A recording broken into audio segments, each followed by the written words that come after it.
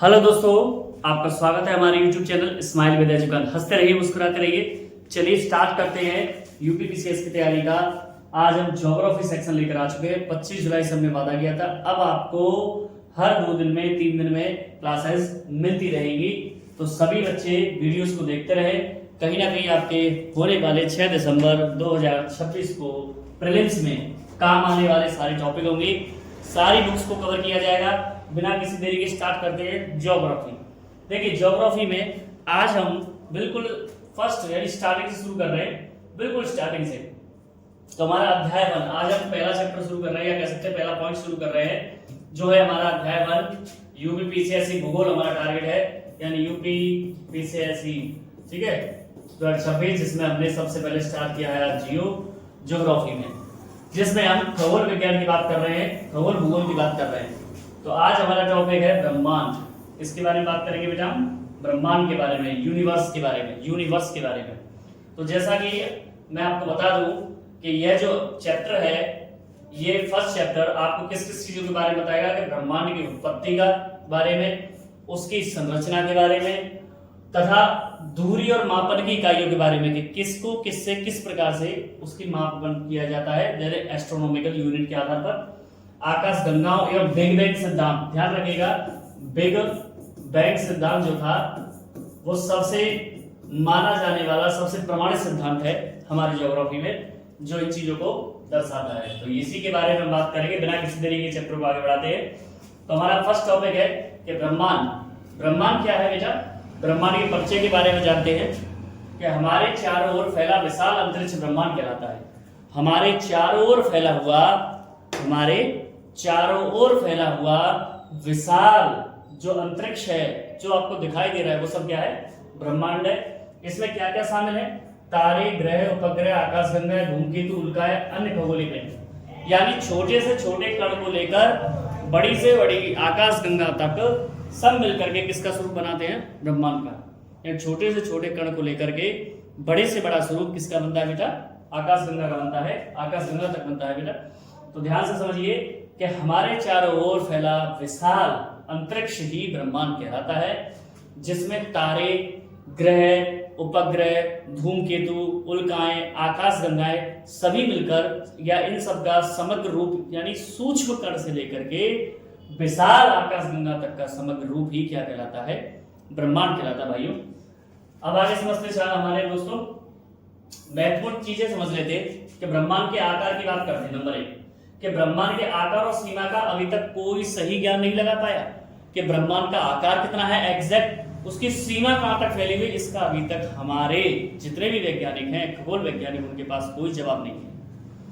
आकाशगंगाओं की संख्या ये भी फिक्स नहीं है, यानी इसका भी अनुमान है। अनुमान क्या लगाया गया है कि ब्रह्मांड में 100 अरब यानी 100 बिलियन आकाशगंगाएं हैं। सोचिए कितनी आकाशगंगाएं होंगी, 100 अरब। तारों की संख्या अगर हम बात करें तो लगभग एक आकाशगंगा में 100 अरब तारे पाए जाते हैं। क्या कहा है? 100 अरब आकाशगंगाएं, समझ रहे? और 1 अरब यानी एक आकाशगंगा में, समझिएगा, एक आकाशगंगा में 100 अरब तारे। आप क्या हिसाब लगाएंगे बताइए, है ना? तो इस ब्रह्मांड को बनाने वाला कितना विशाल होगा, यानी हमारा गॉड। चलिए इस बात को छोड़ करके हम इसी टॉपिक पर आते हैं। अब आता है सूर्य की स्थिति। अगर हम चौथे पॉइंट की बात करें, सूर्य की स्थिति, सूर्य में ही असंख्य तारों में से एक है, यानी सूर्य भी इन 100 अरब तारों में से केवल एक तारा है। और उसमें हम पृथ्वी की बात करें तो पृथ्वी ब्रह्मांड में अत्यंत छोटा ग्रह है, लेकिन जीवन जीने के लिए एकमात्र ग्रह है। तो आपको यहाँ पर क्या समझ में आया कि ना तो ब्रह्मांड के आकार की सीमा कोई तय है कितनी है।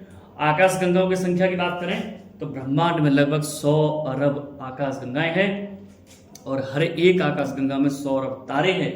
अगर सूर्य की स्थिति की बात करें तो सूर्य भी इन असंख्य तारों में से एक है। और अगर पृथ्वी की बात करें तो पृथ्वी के बारे में विशेष जानकारी यह है कि है तो छोटा, लेकिन एकमात्र ग्रह ही जीवन जीने के लिए यही है।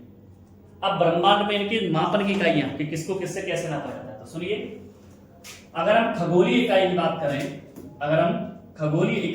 करें, तो एस्ट्रोनॉमिकल यूनिट की बात, इसे हम दर्शाते हैं AU से। ध्यान रखिएगा, A का मतलब होता है एस्ट्रोनॉमिकल, U का मतलब यूनिट। तो खगोलीय इकाई को एस्ट्रोनॉमिकल यूनिट से नापा जाएगा, यानी एयू से।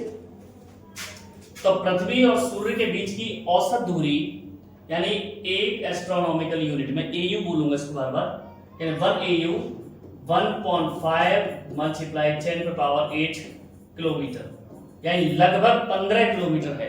कितना? लगभग 15 करोड़ किलोमीटर।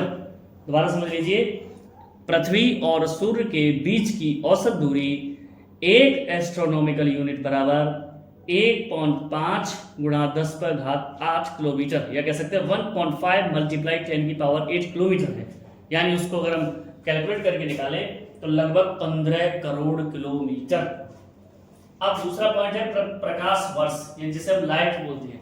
और लाइट वर्ष कौन सा होता है? यानी प्रकाश द्वारा एक साल में तय की गई दूरी को ही प्रकाश वर्ष कहा जाता है। यानी प्रकाश के द्वारा एक वर्ष में तय की गई दूरी को ही हम प्रकाश वर्ष कहते हैं। दोबारा रिपीट करता हूं, एक वर्ष में प्रकाश के द्वारा तय की गई दूरी को ही हम प्रकाश वर्ष कहते हैं। अब आगे समझते हैं कि एक प्रकाश वर्ष में कितने बेटा? एक प्रकाश वर्ष में 9.46 यानी 9.46 मल्टीप्लाई 10⁻12 किलोमीटर। ठीक है, इतना हमारा प्रकाश वर्ष होता है। तो इसको याद रखिएगा कि प्रकाश वर्ष की अगर हम बात करें तो एक प्रकाश वर्ष बराबर 9.46 मल्टीप्लाई 10⁻12 या 9.46 मल्टीप्लाई 10⁻12 किलोमीटर। अब बात करते हैं पारसेक की। आपको दिखाई दे रहा होगा, हम इस तीसरे पॉइंट की बात कर रहे हैं, पारसेक की। पारसेक क्या होता है कि तारों की दूरी मापने की इकाई को पारसेक कहा जाता है। तारों की दूरी मापने की इकाई को पारसेक कहा जाता है। अब इसकी बात करें तो ये त्रिकोणमितीय लंबन पर आधारित है। ये पॉइंट आपके काम आ सकता है कि पारसेक किस पर आधारित है? त्रिकोणमितीय लंबन। ठीक है, जिसे हम पैरेलैक्स बोलते हैं। तो एक पारसेक बराबर क्या होता है? 30.86 पेटामीटर। ठीक है, और एक पारसेक बराबर 3.26 प्रकाश वर्ष, और एक पारसेक बराबर 30.9 ट्रिलियन किलोमीटर। यानी ये क्या समझाना चाह रहा है कि अगर इनको पारसेक को सिंपल देखा जाएगा तो 30.86 पेटामीटर, और अगर इसको प्रकाश वर्ष के आधार पर देखा जाए तो 3.26 प्रकाश वर्ष, और अगर किलोमीटर के आधार पर देखा जाए तो 30.9 ट्रिलियन किलोमीटर। ठीक है, अब आप लॉट कराइए कि 3.26 क्या कहा हमने? 3.26।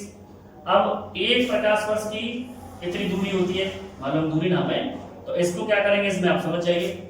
यानी एक की इतनी है, यानी एक का इतना किलोमीटर दूरी है। ठीक है, तो एक पारसेक की कितनी हो जाएगी? यानी एक पारसेक की तो मल्टीप्लाई कितना कर देंगे इसका? 3.26। तो आपके सामने निकल कर आ जाएगा 1 पारसेक बराबर कितने किलोमीटर है? वैसे तो दे दिया इसमें 30.9 ट्रिलियन किलोमीटर।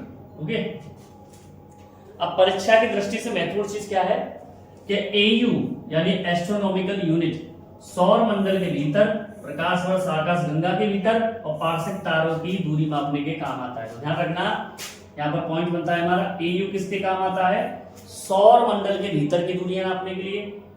प्रकाश वर्ष किसके लिए काम आता है? प्रकाश वर्ष वो आता है आपका आकाश गंगा के भीतर की दूरियां नापने के लिए। ठीक है, और पारसेक किसके काम आता है बेटा?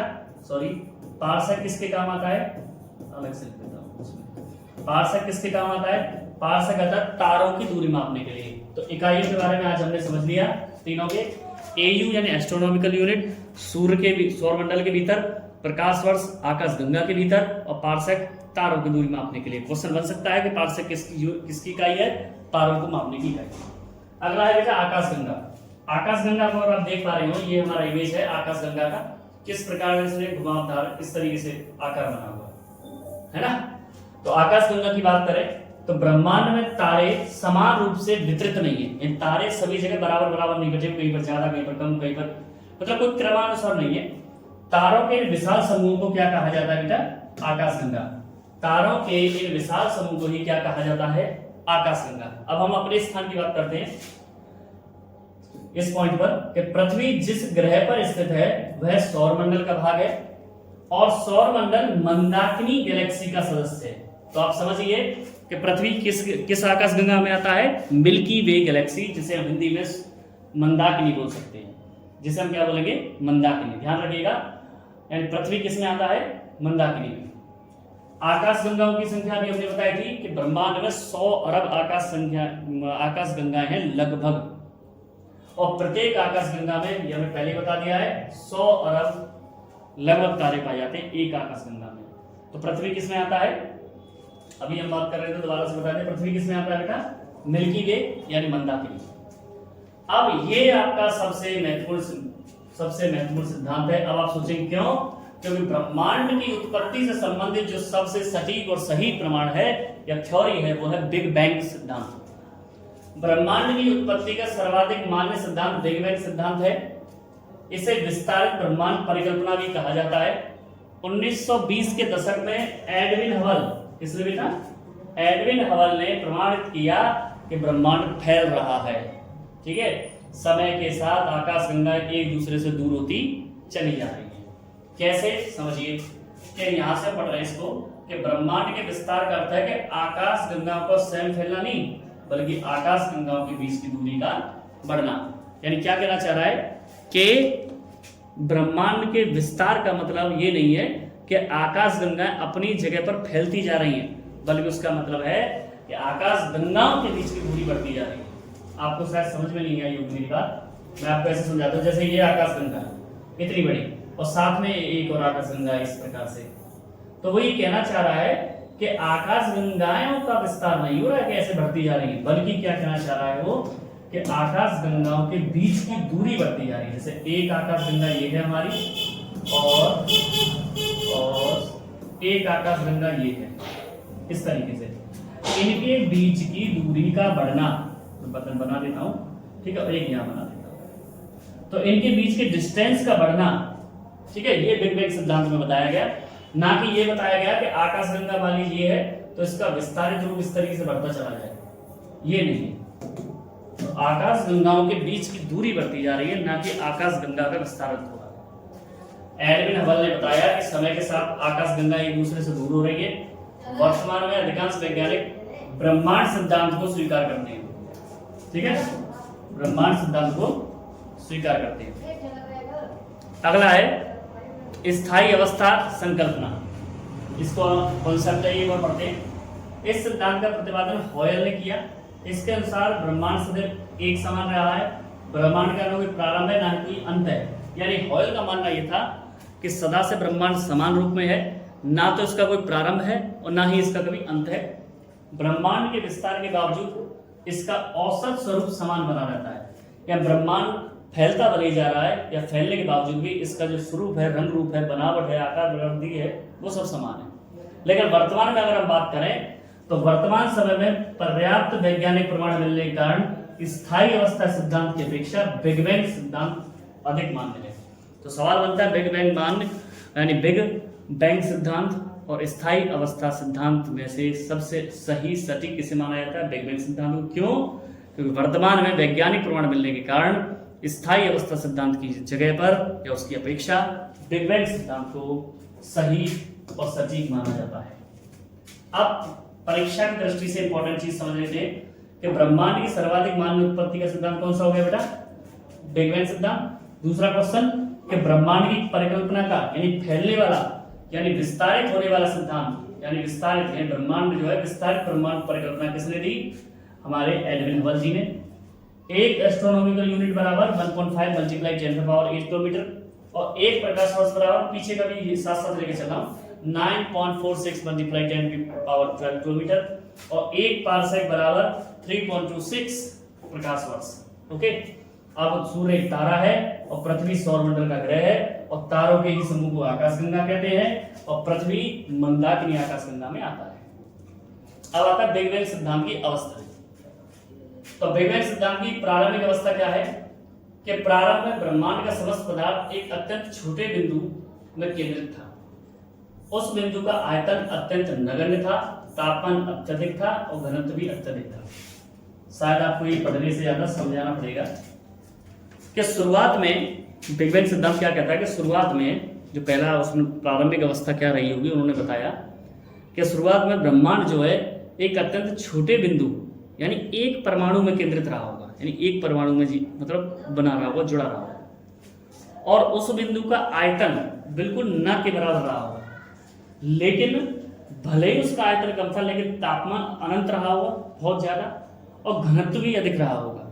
ठीक है, इसके बाद बिग बैंग की इस घटना क्या हुई सुनिए, विस्तार ब्रह्मांड की। ये ब्रह्मांड का विस्तार आज भी जारी है, और विस्तार के दौरान ऊर्जा का एक भाग पदार्थ में परिवर्तित हो गया, और विस्फोट के तुरंत बाद यानी 1 सेकंड में या 1 सेकंड के अति अल्प समय में इसका तेजी से विस्तार हुआ, और इसके बाद विस्तार की जो गति है वो थोड़ी धीमी हो गई, और बिग बैंग के प्रारंभिक 3 मिनट के भीतर ही पहले परमाणु के बनने की प्रक्रिया शुरू हो गई। यानी बिग बैंग का मानना था कि ब्रह्मांड का विस्तार आज भी जारी है, आज भी फैल रहा है, यानी बीच में दूरियां बढ़ रही हैं आकाशगंगाओं की एक दूसरे से, और इसी दौरान ऊर्जा का एक भाग किसी पदार्थ में परिवर्तित हो गया, उसमें विस्फोट हुआ सेकंड में ही, लेकिन बाद में इसकी गति धीमी हो गई और लगभग 3 मिनट के भीतर ही परमाणु बनने की प्रक्रिया शुरू हो गई। अगला है पॉइंट महाविस्फोट, यानी अत्यंत सूक्ष्म कण। पहला हमने पढ़ लिया, दूसरा, तीसरा, चौथा। ठीक है, इसके 4 पॉइंट हैं, मैं आपको दोबारा से बता दूं। पहला पॉइंट बता रहा है कि प्रारंभिक अवस्था क्या रही, यानी बिल्कुल अत्यंत छोटा एक बिंदु था जो कि एक ही परमाणु रहा होगा, और अत्यंत यानी इसका आयतन ज्यादा नहीं था लेकिन इसके अंदर तापमान और घनत्व बहुत अधिक था। दूसरा पॉइंट यानी महाविस्फोट हुआ होगा। कैसे महाविस्फोट, कि इस सूक्ष्म बिंदु में, यानी जो सूक्ष्म बिंदु है इसमें अत्यंत शक्तिशाली विस्फोट हुआ, इसी विस्फोट से ब्रह्मांड का विस्तार प्रारंभ हुआ, इसी विस्फोट से ब्रह्मांड का विस्तार प्रारंभ हुआ, और वैज्ञानिकों के अनुसार यह घटना 13.7 अरब वर्ष पूर्व हुई। 13.7 वर्ष अरब पूरी। तो पहला पॉइंट क्या हुआ कि ब्रह्मांड बनने के लिए सबसे पहले उन्होंने ये बताया कि ब्रह्मांड समस्त पदार्थों का एक अत्यंत छोटे, ठीक है, यानी परमाणु में स्थित था, जिसका आयतन कम था लेकिन जिसका तापमान और घनत्व ज्यादा था। फिर उन्होंने बताया कि इसी सूक्ष्म बिंदु में यानी छोटे से बिंदु में अत्यंत शक्तिशाली विस्फोट हुआ। क्या हुआ, अत्यंत शक्तिशाली विस्फोट हुआ, और इसी विस्फोट से ब्रह्मांड का फैलना या बनना शुरू हो गया, और वैज्ञानिकों के अनुसार 13.7 अरब वर्ष पूर्व यह घटना हुई थी। तीसरा पॉइंट मैंने आपको पहले बता दिया कि ये जो घटना हुई सेकंडों की थी, और सेकंडों में ये घटना होने के बाद फिर इसका विस्तारित होना धीमा हो गया, लेकिन बिग बैंग के अनुसार प्रारंभिक 3 मिनट के भीतर ही पहले परमाणु के बनने की प्रक्रिया शुरू हो गई थी। और चौथा पॉइंट कि 3 लाख वर्ष बाद, यानी बिग बैंग के लगभग 3 लाख वर्ष बाद तापमान घटकर 4500 केल्विन रह गया। यानी जो ये घटना हुई 13.7 अरब वर्ष पूर्व, उसके यानी बिग बैंग सिद्धांत के 3 लाख वर्ष बाद 4500 केल्विन इसका तापमान रह गया घट करके, और इस समय परमाणु पदार्थों का निर्माण हो गया था। तो ये 4 चीजों से ब्रह्मांड की उत्पत्ति का सिद्धांत हमें प्राप्त होता है। इन्हीं 4 चीजों से हमें ब्रह्मांड की उत्पत्ति का सिद्धांत प्राप्त होता है। देखिए, ये 4 पॉइंट हमने अभी समझे, और इनसे आगे बात करते हैं। तो बेटा मैं एक चीज बता दूं, जितने भी मेरे भाई बहन दोस्त जो भी हैं, आप ये ना समझे थे कि आपको नॉलेज जो दी जाएगी वो गलत होगी। बिल्कुल गलत नॉलेज नहीं होगी, पूरी तरह से ऑथेंटिक होगी। और साथ ही साथ थोड़ा हमारा छोटा चैनल है, हम ये कह सकते हैं कि हम आपके सहारे से इसको बड़ा कर रहे हैं। तो आप इसको ये ना सोचें कि छोटा चैनल है तो आपको जो नॉलेज दी जाएगी वो कहीं ना कहीं काम आएगी या नहीं आएगी, इस शक को आप अपने दिमाग से निकाल दें।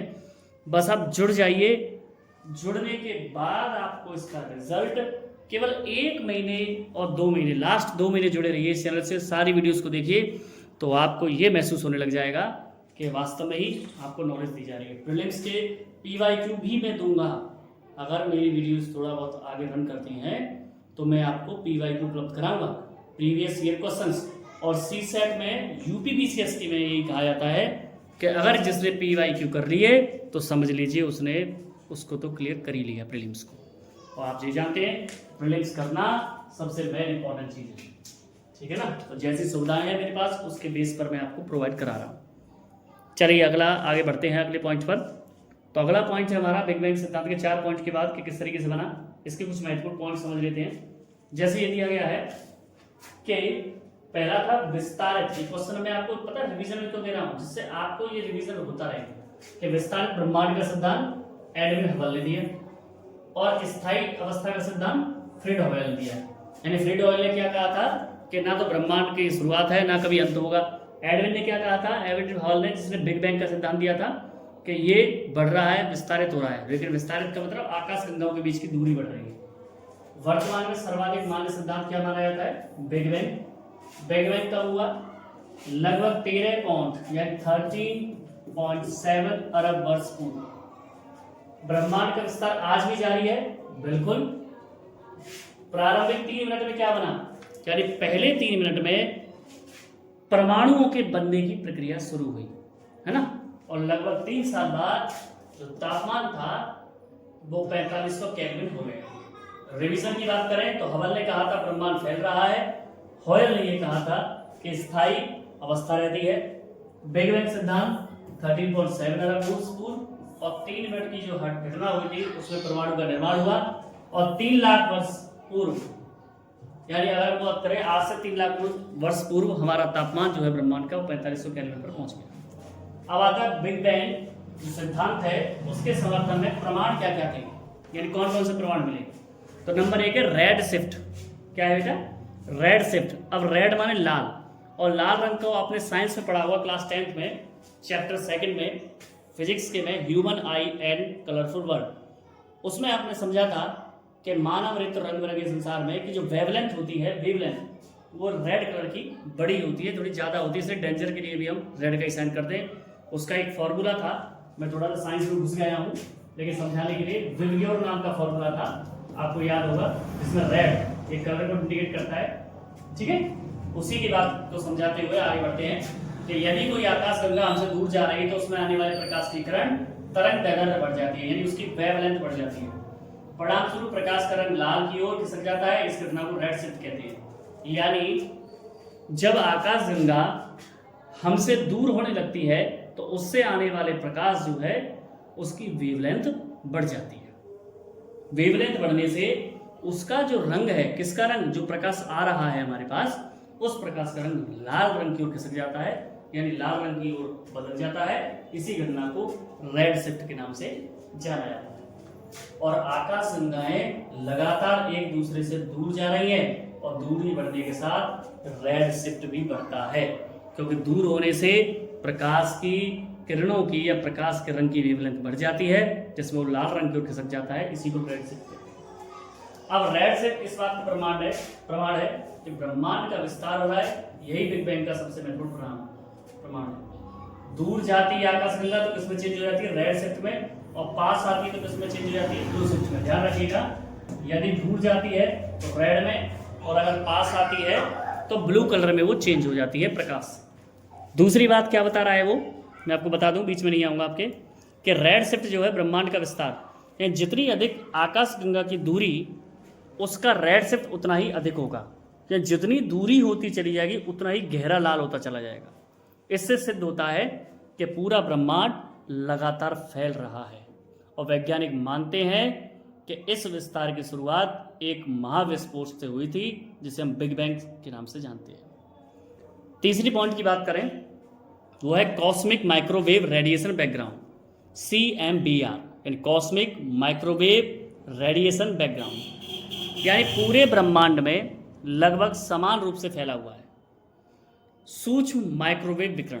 यानी ये कह रहा है पूरे ब्रह्मांड में जो समान रूप से फैला हुआ है वो सूक्ष्म यानी छोटे छोटे माइक्रोवेव विकिरण, विकिरण का मतलब फैलाव। इसका महत्व क्या है, इसे बिग बैंग के तुरंत बाद उत्पन्न ऊर्जा का अवशेष माना जाता है। यानी बिग बैंग जो क्रिया होती है, वो बिग बैंग क्रिया के बाद जो शेष बचता है, छोटे छोटे सूक्ष्म कण जो बचता है, वही क्या है, हमारा CMBR है, यानी कॉस्मिक माइक्रोवेव रेडिएशन बैकग्राउंड। और यह बिग बैंग सिद्धांत का सबसे मजबूत बात है, सबसे मजबूत बात यही है।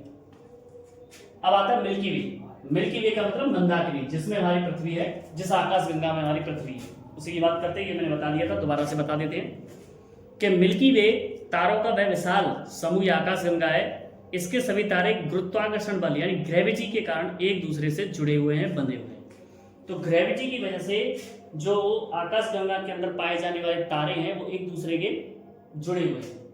महत्वपूर्ण तथ्य क्या है कि हमारा सौरमंडल मिल्की वे आकाशगंगा का भाग है, यानी हमारा पूरा सौरमंडल यानी सूर्य, बुध, मंगल, पृथ्वी, गुरु, शुक्र, शनि, नेपच्यून जो भी है वो सारे हमारे आकाशगंगा के भाग है। वो आकाशगंगा क्या है? मंदाकिनी। और सोचिए ऐसी 100 अरब आकाशगंगाएं हैं और एक आकाशगंगा में 100 अरब तारे हैं, तो कितना बड़ा ब्रह्मांड हो गया हमारा। अब बात करते हैं रिवीजन की थोड़ा सा, और रिवीजन जो हमने पढ़ाया था उसी के रिवीजन की बात करते हैं। रेड शिफ्ट यानी ब्रह्मांड का विस्तार, ये कब पढ़ा था हमने कि जब आकाशगंगा जितनी दूर होती जाएंगी उनके प्रकाश का रंग लाल होता चला जाएगा। इसी क्रिया को रेड शिफ्ट कहते हैं क्योंकि वेवलेंथ बढ़ जाती है।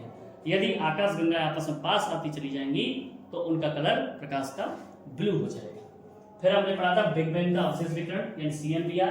इसमें पढ़ा था हमने कि जब बिग बैंग सिद्धांत के परिणाम के बाद जो अवशेष बचता है, शेष बचता है, वही हमारा CMBR है यानी कॉस्मिक माइक्रोवेव रेडिएशन बैकग्राउंड। अब आता है मिल्की वे। मिल्की वे मतलब मंदाकिनी, जिस यानी इस आकाशगंगा में पूरा सौरमंडल है। ग्रेविटी का क्या काम है कि आकाशगंगा में पाए जाने वाले जितने भी तारे हैं उन सबको एक दूसरे से जोड़े रखने का काम, बांधे रखने का काम ग्रेविटी करती है, यानी गुरुत्वाकर्षण बल करता है। अब क्वेश्चंस की बात करें तो बिग बैंग का सिद्धांत प्रमुख प्रमाण क्या है? Red shift. रेड शिफ्ट किसका संकेत है कि आकाशगंगाएं एक दूसरे से दूर जा रही है। पास आती हुई आकाशगंगा में कौन सा शिफ्ट होता है? Blue shift. Cosmic microwave background क्या है? यानी बिग बैंग के बाद बचा हुआ अवशेष। हमारा सौरमंडल किस में है? मंदाकिनी में। मिल्की वे में किस बल से बने हुए हैं तारे? यानी मिल्की वे में तारे जो है, स्टार्स जो है, किसकी वजह से एक दूसरे से बंधे हुए हैं, जुड़े हुए हैं? वो है हमारे गुरुत्वाकर्षण बल की वजह से। अब लास्ट में आ जाते हैं इन सब के पॉइंट को नजर करने के लिए कि प्रमुख विशेषताएं, यानी अगर हम आकार की बात करें तो मिल्की वे सर्पिलाकार आकाशगंगा है। मिल्की वे सर्पिलाकार, समझ रहे हो? सर्पिलाकार आकाशगंगा है, इसका आकार तस्त्रीनुमा है। आप देख पा रहे होंगे मिल्की वे सर्पिलाकार तस्त्रीनुमा है। अगर इसके व्यास की बात करें मंदाकिनी की 1 लाख प्रकाश वर्ष। अगर हम इसके व्यास की बात करें मंदाकिनी की तो लगभग 1 लाख प्रकाश वर्ष है। अगर इसके घूमने की दिशा देखें, यानी जो हमारा मिल्की वे है मंदाकिनी, इसके घूमने की दिशा देखें तो ये काउंटर क्लॉकवाइज की दिशा में घूमता है। इसकी में काउंटर क्लॉकवाइज, और एक होता है एंटी काउंटर। तो इसको समझिए, यानी इस तरीके से चलती है, इस तरीके से, समझ रहे हो? ये इसका घूमने की दिशा है, इसे बोलते हैं वामावर्त। ठीक है, काउंटर क्लॉकवाइज। समझ में आया? आप चित्र से देख पा रहे होंगे, मैंने बना दिया है इस तरीके से। अगला है गैलेक्टिक बल, यानी इसकी डिस्क का केंद्रीय भाग अधिक मोटा होता है, जिसे गैलेक्टिक बल्ज के नाम से जाना जाता है। यानी हमारी मंदाकिनी का जो बीच का हिस्सा है वो थोड़ा मोटा है। मैं आपको बना के दिखा देता हूं कि देखिए, ये इसका हो गया गैलेक्टिक बल्ज, यानी बीच का उभरा हुआ भाग, केंद्रीय भाग। इस तरीके से घूम रही है आकाशगंगा, ये मंदाकिनी, ये इसके घूमने की दिशा है। मैं इसको ऐसे बना करके समझाता हूं, ठीक है? व्यास 1 लाख प्रकाश वर्ष, सर्पिलाकार तस्त्रीनुमा है। अब सूरज से दूरी 27,000 प्रकाश वर्ष है। सूरज से इसकी कितनी दूरी है मंदाकिनी की? 27,000 प्रकाश वर्ष। 27,000 प्रकाश वर्ष है बेटा, ठीक है ना? तो देखिए यहाँ पर हमारा अध्याय 1 पूरी तरह से समाप्त होता है। इसमें हमने ब्रह्मांड के बारे में समझा, किस तरीके से रचना हुई, किस आकाशगंगा में हम। तो आशा करता हूँ आपको वीडियो जरूर पसंद आया होगा। ऐसे इंटरेस्टिंग वीडियोस के लिए और 6 दिसंबर में आने वाले प्रीलिम्स की तैयारी के लिए चैनल से जुड़े रहें। लाइक करें, शेयर करें और ज़्यादा से ज़्यादा उन लोगों को सब्सक्राइब, उन लोगों तक शेयर करें जो फाइनेंशियली मजबूत नहीं है। मैं पूरी कोशिश करूंगा आपको पूरी वीडियोस देने की, अच्छे से अच्छे देने की, और प्री में आने वाले सारे क्वेश्चंस को रिपीट कराने की। आशा करता हूं प्री और मेंस की तैयारी हम मिलकर, आप दोनों हम मिलकर साथ करेंगे। इसी आशा के साथ मिलते हैं आपसे अगली वीडियो में। Stay healthy and stay fit. जय श्री श्याम।